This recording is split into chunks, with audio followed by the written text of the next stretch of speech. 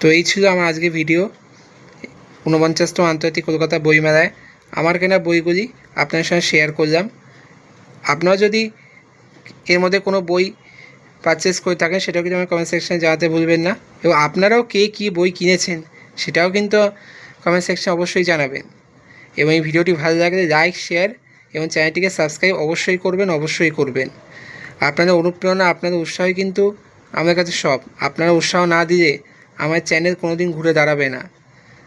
আপনারা উৎসাহ দিলেই, অনুপ্রেরণা জোগালেই কিন্তু এমন নতুন নতুন কন্টেন্ট আরও নিয়ে আসবো। ভবিষ্যতে আরও নতুন নতুন চমকের কথা ভেবেছি আমরা, সেগুলো আস্তে আস্তে আপনাদের সাথে শেয়ার করব।